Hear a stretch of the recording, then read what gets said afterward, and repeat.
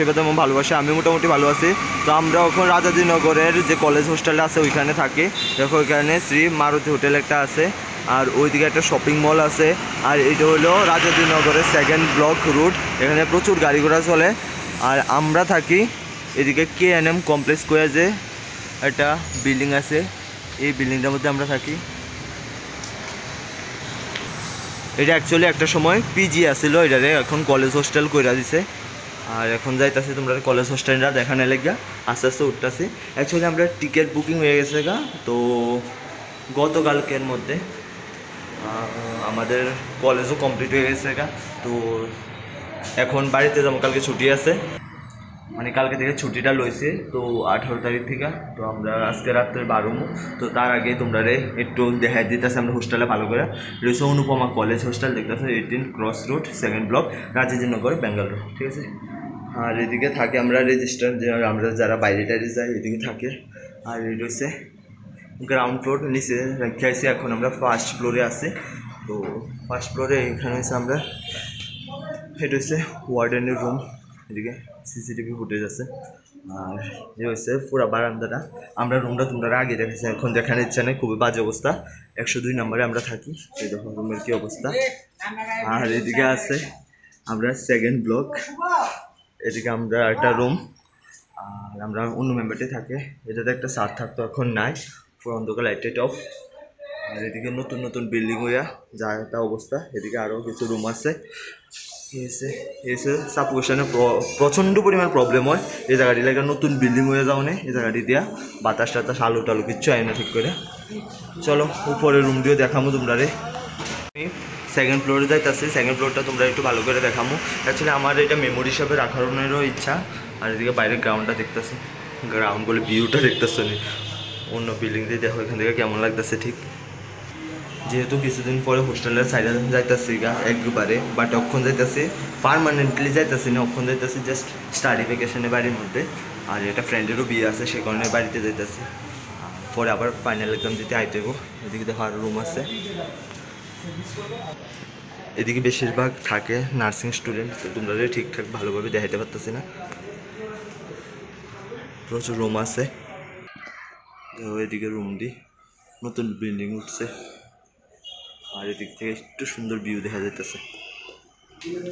এবার চলো তোমরা দেখাবো 3rd ফ্লোর। 3rd ফ্লোরের এখান থেকে ভিউটা দেখো বাইরের। আর এসে 3rd ফ্লোর, এদিকে একটা 301 নম্বর রুম আছে।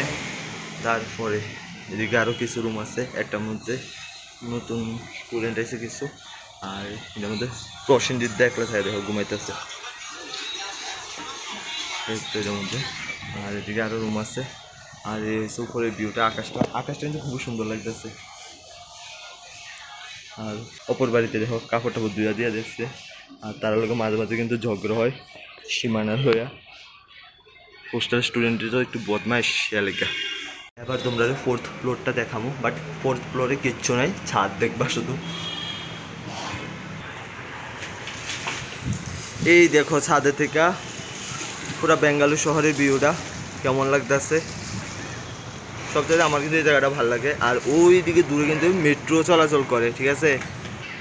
আর আজকে যেহেতু সানডে দেখো প্রচুর কাপড় চোপড় ধুয়া আমরা রোদে দিয়ে রাখছি শুকানোর লেগা, এমনই হয় রবিবার আইলে। আর এদিকে আমরা রাজা এফোর্সে ছাদটা একটু দেখানোর লেগা, আর দুইটা পায়রা পাশাপাশি বয়ে রয়েছে, তার মধ্যে ভালোবাসায় মগ্ন আছে এখন। হলো এদিকে দুইটা পিজি আছে, এটা হচ্ছে বয়েজ পিজি, এটা হচ্ছে গার্লস পিজি, দুইটা পিজি আছে। তারাও আমরা দেখে, আমরাও তারারে দেখি। আর এদিকে বাড়ি আছে। আর এদিকে বিশেষত্বটা কি, নিচে হইব দোকানপাট সব কিছু, আর উপরের দিকে হইব ভাড়া থাকুন বা অফিস বা নিজের ঘর বাড়ি এরকম হয় আর কি। আর এখানে প্রচণ্ড বড় একটা গাছ আছে, অনেক পুরানো মনে হইতেছে এটার দীক্ষা। আর এই হলো অপোজিট সাইডের ভিউটা, ঠিক আছে। আর এটা হচ্ছে আমরা জলের ট্যাঙ্কিটা, যেটার থেকে আমরা হোস্টেলে সবাই ইউজ করি। আর নিচে যে গাড়ি ঘোড়া যাইতেছে। আর ওইদিকে ধরো ডাব বিক্রি হইতেছে 20 টাকা, একদিন হলে 20 টাকা দেখি, একদিন হলে 25 টাকা, একদিন হলে 35 টাকা, মানে ডাব বুঝে ডাবের দামও পুরো চেঞ্জ হয়ে যায়। আর আমরা দিকে কত ডাবের দাম একটু কইও তো আমারে।